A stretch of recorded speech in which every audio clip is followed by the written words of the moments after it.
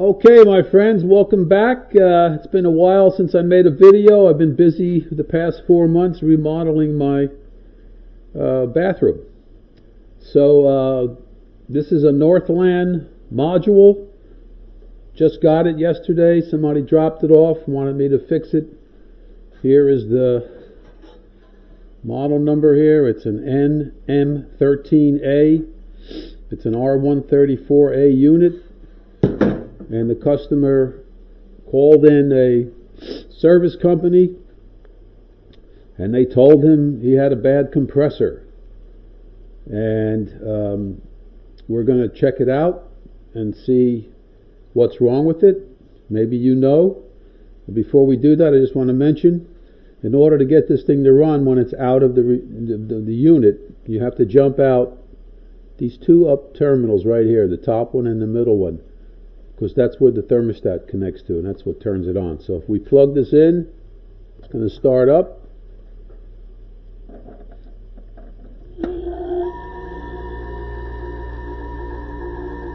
Okay, compressor's on, condenser fan's on. You hear that squealing noise? Does that sound like a compressor to you? That sounds like an evaporator fan motor to me. They put a tap valve on here. Now the owner said that it wasn't cooling. I just have a feeling that it's not the compressor. That squealing noise is coming from the evaporator fan motor. One of the things we want to do is bring this up on blocks because the air blows down. Okay, so I got it up on a couple of pieces of wood here, and I can feel the air coming out, and it's cold. It's cold air. Pressure went up a little bit. We'll let this run. I don't think it has a bad compressor, so we'll let it run for a little while and we'll come back to it. Okay, the unit is running. We have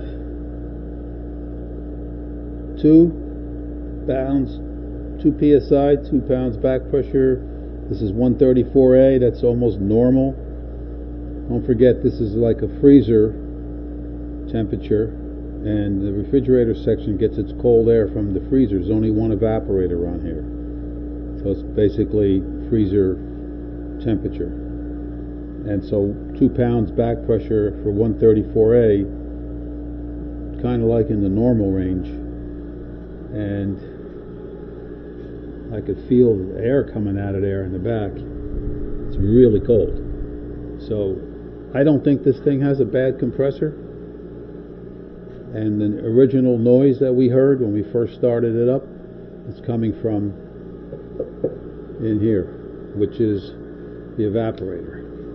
So let's take this apart.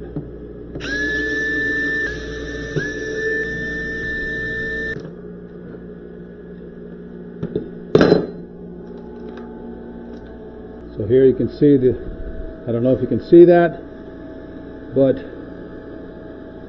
the evaporator coil is frosted, or freezing I should say. This is your limit switch. Somebody's worked on this before. There's a couple of wire nuts on here. This has been replaced. And let me get a light. Okay. Maybe you can see the top of that coil. That's all frosted. Here's your fan. Your thermostat. I'm sorry, your wiring for your thermostat is, your fan motor is right here through this plastic shield. So you see this channel right here. This is where the air gets sucked in. The cabinet goes through the coil, and this fan is drawing the air through the coil and blows it down. So it's this circular motion like this. I don't see anything that stands out to me right here, except that fan was making a noise. There is a defrost heater in here. It's hard to see. The wiring is right there. But I could see the coil, the tubes on the evaporator coil are really icing up nicely. See what happened when we took the cover off? See how the pressure has changed? It come up. Alright, so I think maybe what we need to do here is give this machine a really good cleaning. Right now, we are not 100% sure that this compressor was bad, which is what the previous tech that worked on it said. I just don't think so. And what we could do, we could drain all the Freon out, pump the compressor down and make sure that it's okay. We could peel off the insulation around this heat exchanger here and see if the heat exchanger has been compromised in some way. A lot of times these cap tubes, which are soldered onto the suction line, they come apart. If you watch my previous video on the Northland module rebuild, you'll see what I'm talking about. Alright, so I think what we're going to do is, see how the pressure's coming down again now? What we're going to do is maybe give this thing a really good clean, and it's going to be difficult to do because it's freezing outside and I have all my water shut off for the winter. Tomorrow they say it might be a little warmer and I might be able to take it outside and wash it down. Alright, so that's it for now. I will get back to you when we make some more progress here. Okay, we are back today. We spoke to the customer and they want to do a complete rebuild on this. So we're going to change, even though there's nothing wrong with it, it's working properly. It's 25 years old and the guy doesn't want to have to pull it out anymore. He's kind of worried about it lasting. And he asked me to change the compressor, the condenser fan motor, the evaporator fan motor, and the timer. So this thing has been off now. I shut it off hours ago. The coil is still frosted, as you can see. Initially the fan motor was making noise, so he wanted me to change that also. So I can see all the water is melting onto my desk, on my bench. Anyway, first thing we're going to do here is we're going to pull the Freon out. Let me get this set up and I'll get back to you. Okay, we're all set up. Open up our charging column.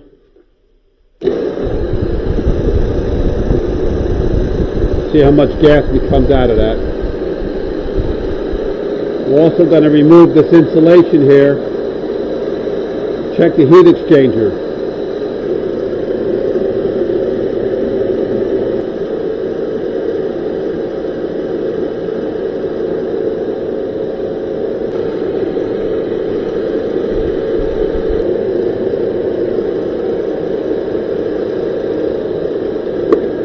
Now this is a Morel motor, a very good motor, 2.5 watts. The counterclockwise, 1300 RPM. It's a good motor. Okay, these are the motors I use on the Sub-Zeros, on the newer Sub-Zeros without the foot mount. These are Whirlpool 833 697 motors. They're really good motors, very quiet, 2 watt clockwise, 1200 RPM. Okay, so this is a clockwise motor. That motor in there is counterclockwise.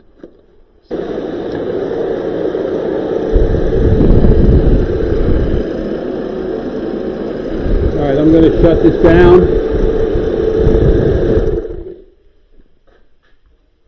It should be empty by now. This is a run cap. It's connected between the run and the start winding. It helps keep the motor in phase. It's not a start cap. Okay, so we're going to remove this, the lead. Just take the whole thing off here. And this motor, by the way, this compressor is still good. It's still good. And look at the size of it. It's huge. And here's the part number. It's a TPA 1413YXA. I believe the Y means it's 134A. Lock rotor amps, looks like 20 and a half. Now usually the lock rotor amps are 6 times the run amps. So you divide that by 6 and you'll know what the run amps are. This is made in Brazil, which is where the Embraco compressors are made. So here you can see all this water here is coming out of the drain right there from the evaporator coil in here, which comes down this channel. Let me get a light here. Okay, you can see that. Here's your defrost heater wires. So this stainless steel tray, which the evaporator sits on, the water drains out right there. It comes out through that drain hole right there, and it goes into this tray here. And the heat from the condenser and the compressor is what evaporates that water, so you never have to hook it up to a drain, for those of you who aren't familiar with these systems. Now I'm going to pull the compressor out of here and try to take this thing outside and give it a wash down. And the customer told me also if I could clean up a little bit of rust. There is some rust on here. We'll take care of that also. Alright, so now let's see how much Freon we pulled out of there. Feels heavy. Let's see, put it up against here. 1, 2, 3, 4, 5, 6. About 6 ounces of 134A. That's not bad, because it says it takes 7 ounces. Where is that? 7 ounces, 134A. So I'm going to say this thing does not have a leak.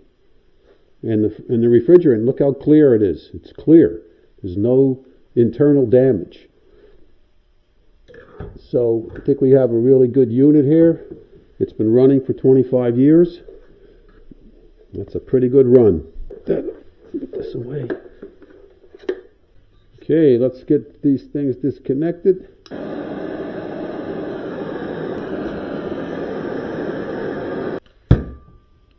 We'll get some tools and take out these compressor nuts.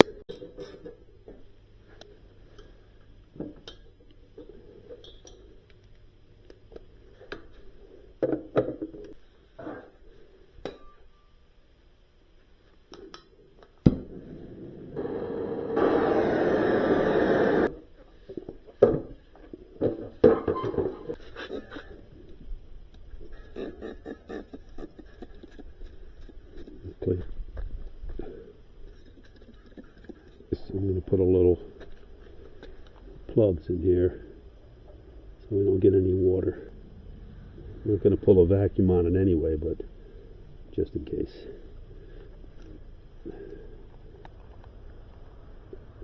Okay, so we washed it all down. We're going to just blow it all off. Get all the moisture off.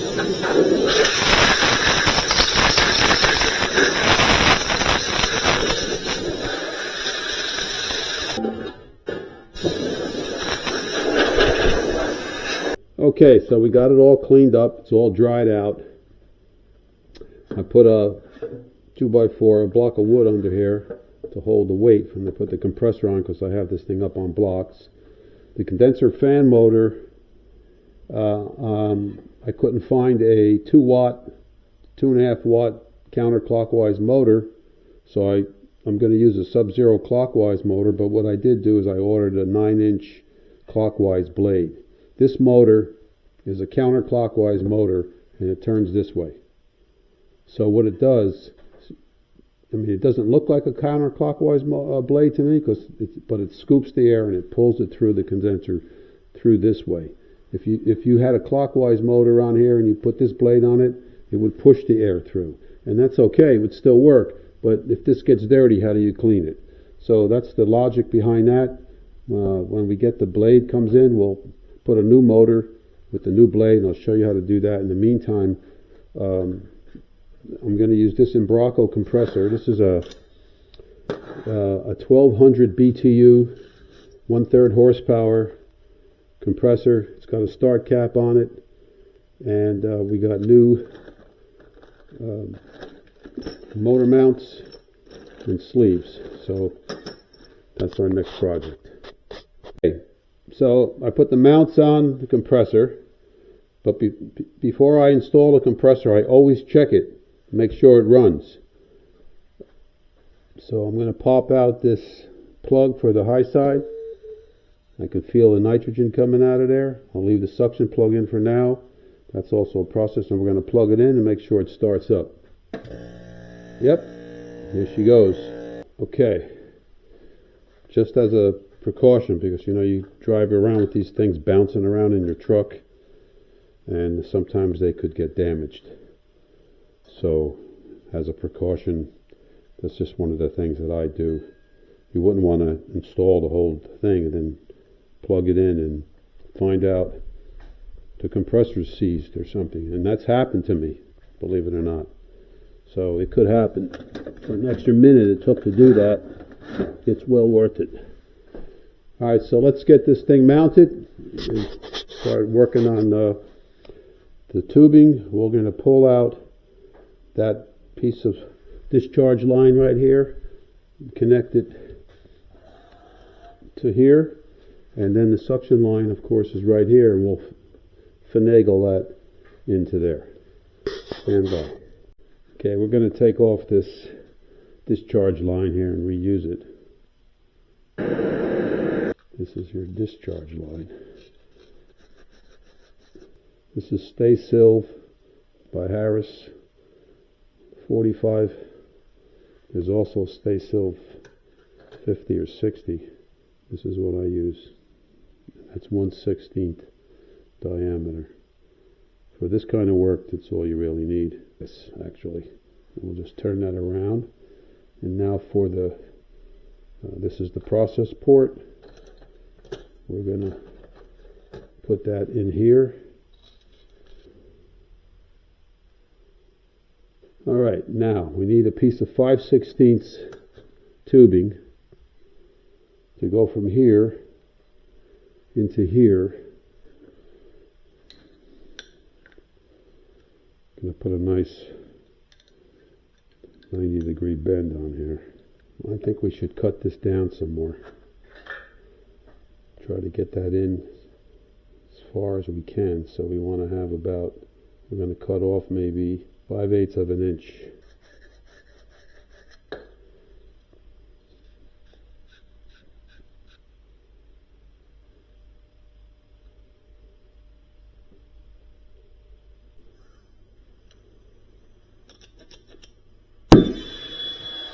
The hottest part of this flame is right at the tip of that blue, with the blue flame. That's the hottest part.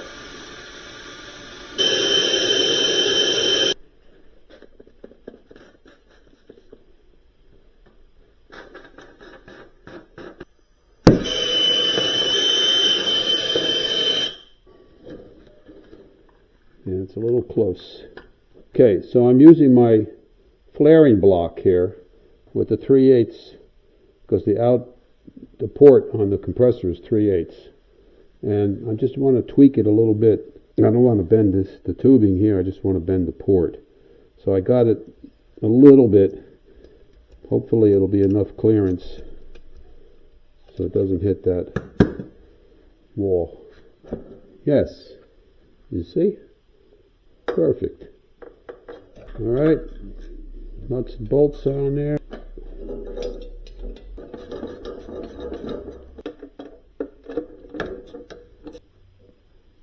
Okay, finito. All right, now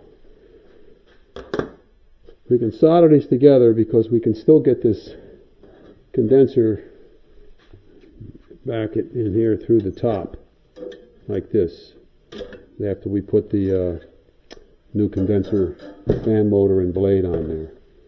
So let's clean up these ports right here, and then get a dryer ready and get that in. Okay, so I'm preparing the dryer right now. Okay, we're going to pinch that. I'm going to swage this out, 1/4 inch.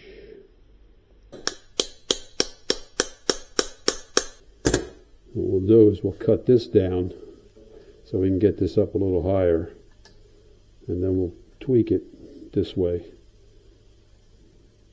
and then we'll put in our cap tube, and I'll show you how to do that. What I usually do is these dryers don't have the reduced size on the ends.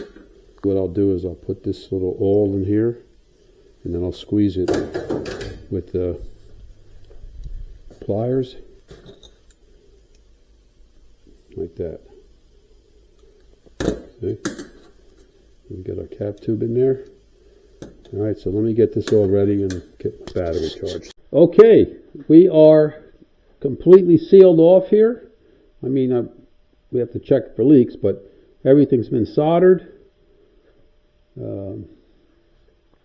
It's all connected. We got plenty of clearance there for the suction line. We have to now, the next thing we're going to do is we're going to pressurize it with nitrogen and check it for leaks. Okay.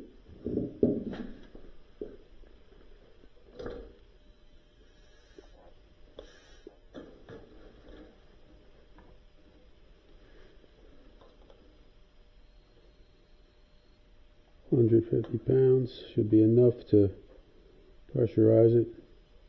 All right, let's get some soap bubbles here. See how good of a solderer we are. That's good. That's good. That's good. That's good.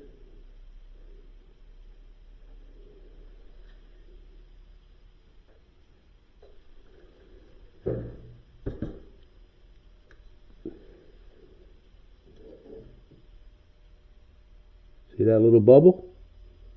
Got a little leak there. Okay. Let's check the rest of these while we got the pressure in there.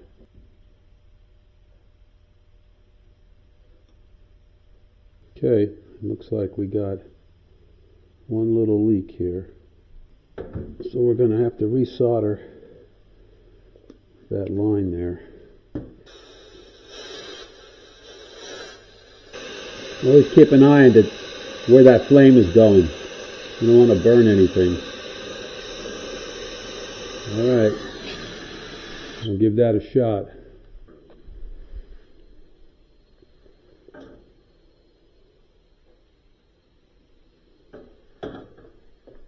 I don't want to waste my nitrogen, so I'm going to start checking it now before it fills up.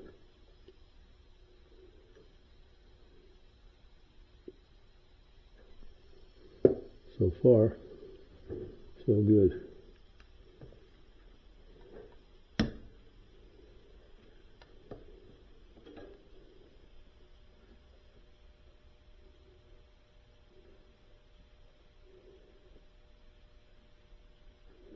Looks good. Okay, sounds like it's topped off. 200 pounds pressure.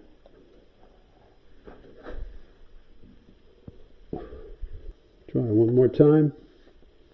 Make sure. The last thing you want to do is have a leak, and then the guy winds up putting it back in, and he's got to bring it back. Here. Looks good to me. What say you? Yeah? Okay. All right. That's that for the sealed system work. Okay, my friends, we're back today, a day later. This has been sitting overnight. Pressure hasn't moved. 200 pounds on the high side, and I don't have the low side hooked up.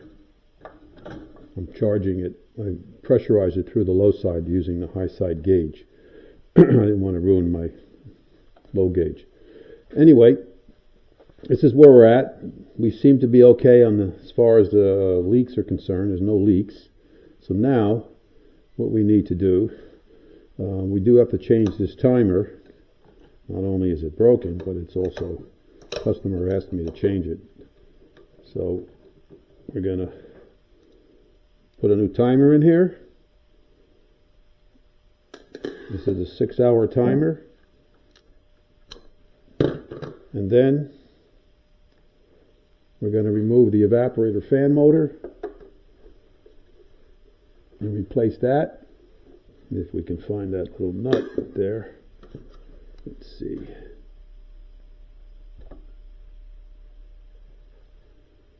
Here it is.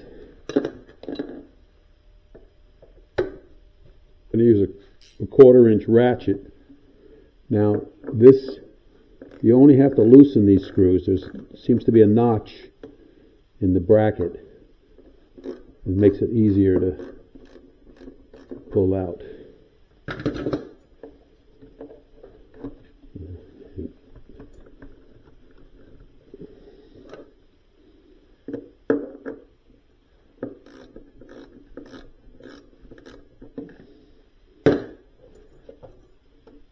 There you go. This is a shaded pole motor. Looks like a GE type.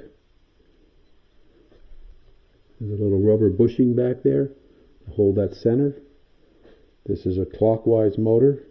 You can see the pole when you're looking at the shaft. The pole on the left means the motor turns this way. Hear that? It's got a bad bearing in it. I mean, we could just oil it, but the customer wanted it replaced. So, and you can see the way this blade is formed. So when it turns this way, it's actually scooping the air and pushing it back. So it's pulling it through the evaporator. Okay? Okay, so we know that that's bad. All right, I have to locate one of these motors. And when we do, we'll change it and we'll get back to you. Okay, I'm having a difficult time locating this motor, or a motor that's similar to it. So I'm going to adapt a Sub-Zero motor to this bracket, because the Sub-Zero motor is the best motor you can get out there. It's really heavy duty. Now, that being said, this is going to go in like this. It's got the support around the center, which will keep it centered, which is good. We don't need it on the back because we're going to screw this in. We're going to drill 2 holes, pilot holes, right here. And then we're going to put screws in there to hold this in. We have enough shaft. That shaft is only, let's see, not quite. It's about a 1/2 inch. A little bit, about a 1/2 inch. So as long as we can get this blade all the way on, because it goes on like this, that ring around the hub will keep it tight. And I've already tried it. I pushed this all the way on so that the shaft is now exposed, and it turns, doesn't hit. It's great. This is going to work out beautiful. Just a little bit extra work, but I think about the time it would take for me to go to a supplier and go through his inventory to see what I can make and what I can fit. That's just not going to work for me. So I drilled these pilot holes. This is 1/16 bit. This is a 1/8. So I'm going to gradually. All right. Now we can take it over to the motor and do a double check here. Make sure this is going to be centered. Looks pretty good to me.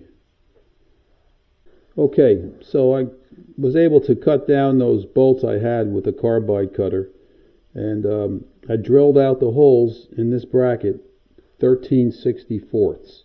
The bolts are, or the screws, are 3/16 in diameter, so 13/64. This will give us a little bit of wiggle room So when we put this back together, we'll put an additional piece of insulation tape on here just to make sure it's sealed properly.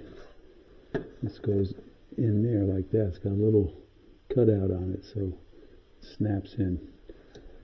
I think we'll do that after we get this thing in. Okay, so the way to get this motor is you have to put the shroud in first, then you put the fan motor in. So let's put these screws back in here.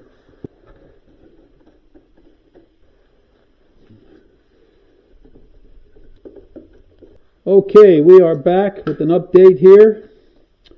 We connected the evaporator fan motor right here, ground wire, lead and common.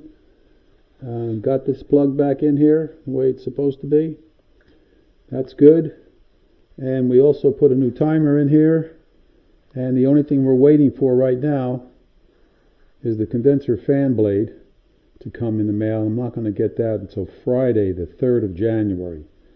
In the meantime, the pressure has been holding at just about 200 pounds. Head pressure and low side both equal out.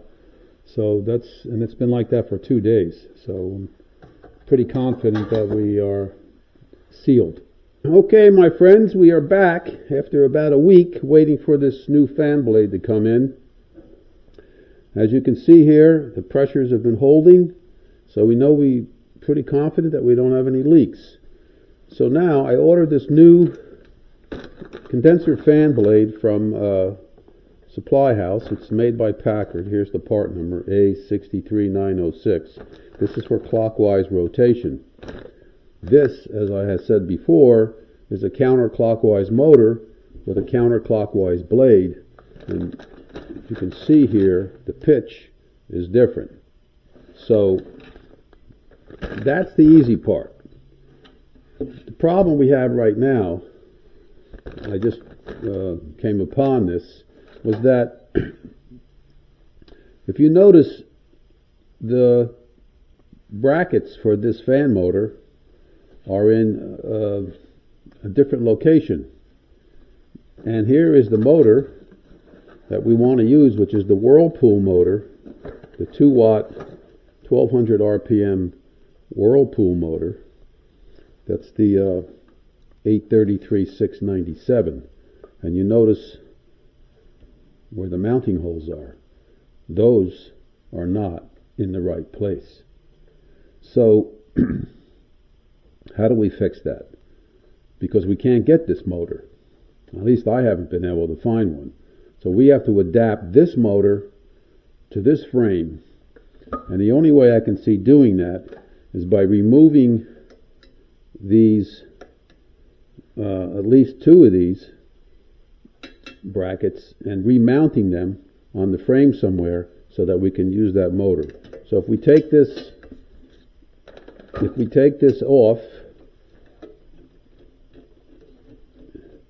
we should be able to remount it in another location so that we can line up the mounting holes on the back of that fan motor. Okay, so for example, we could put it here like this and mount it like that. We're still going to have to move one of these. So let me work on that and show you how I do that, because otherwise we can't put a new condenser fan motor in here and the customer wants a new motor. So let's work on that. Okay, here's what we got. That's the new motor, that's the new blade. The only thing I had to do was I used the 2 original bolt holes in there, but I had to trim down this bracket piece here. You see how thick these are here? You notice how much space there is between the nut and the end? I trimmed this down a little bit so I could shift this bracket over so that the blade, so I could center the motor. So all I have to do now is drill a hole in that space right there, and put another bolt, and then we're done. So let me do that, and we'll start putting this back together.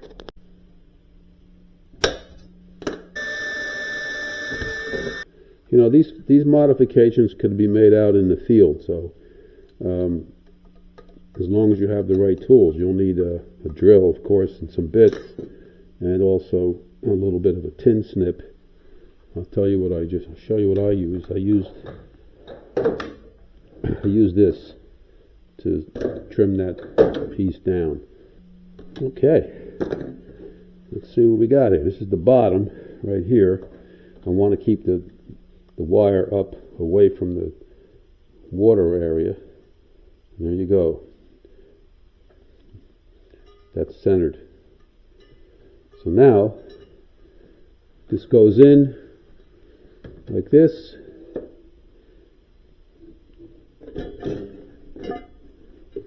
Okay, so let's carry on here. I connected this harness for the condenser fan motor and secured the wires, the extra wire, onto the frame so it doesn't hit the blade.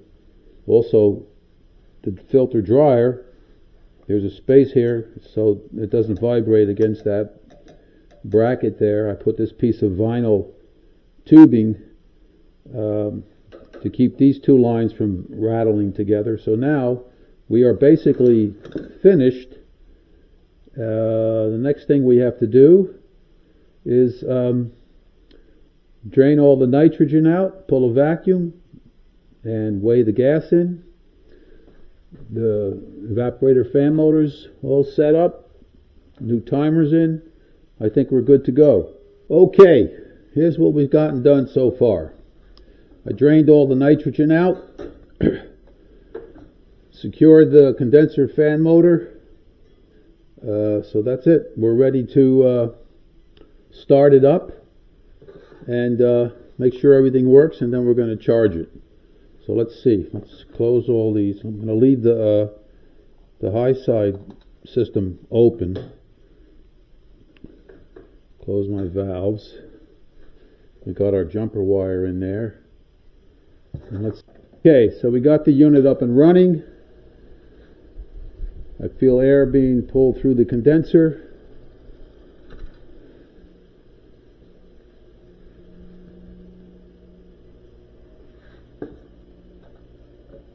Yeah. Okay, check that out. So now we'll let the compressor run and suck out whatever air is in there. You could also put a vacuum pump on here and pull it down. In the meantime, I am going to put another layer of insulation across the top of this so that we can get a better seal. That's it. And then I'll do that. We'll put the top back on, put the vacuum pump on, and then once we're done with that, we just have to charge it up and make sure it's working. But the compressor's running. It's very, very quiet. I don't know if you can hear it on this video. It's very quiet. I actually hear the timer running more than the compressor, so I'm going to replace that timer and put something a little quieter in there. Okay, and I will get back to you as soon as this is done. Okay, here's the cover. I put the insulation tape on here. Here's the cover. That plastic film is like a moisture barrier. Nope, that's the front because I can see the indentation. I mean the discoloration from the cover over there. So that was good. Okay, now we know this goes this way. And also there's a little mark here from the condenser, the heat. So now we know we have. So I could have probably got this whole thing done in a day or two if it hadn't been for the fact that I had to order that blade. But unfortunately, even though they don't make parts anymore, there's always something that you can use to improvise. You can always find a way to do something. to do it right. I want to get these two end ones here lined up so I know the other ones will be lined up before I start using my screw gun. Okay, this has been running now for about 4 to 5 hours. We're down below 30 on the gauge. So I'm going to close off these valves, lock in that vacuum. I'm going to shut this off, close this. Okay, so we weighed in 7 ounces of R134A into this charging column. Before we put it into the system, we just want to purge any air that might be in this line. Open that up. Okay, we'll let that go until it stops, and then we'll heat up the charging column to force it in, and then we'll start up the unit, and we should be done. Okay, let's start it up.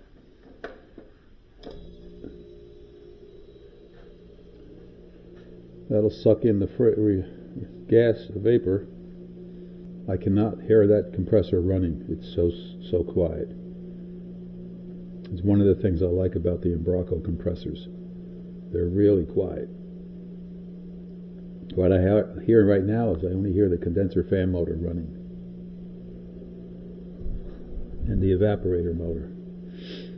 Alright, so let's get this thing charged up and we'll close it up.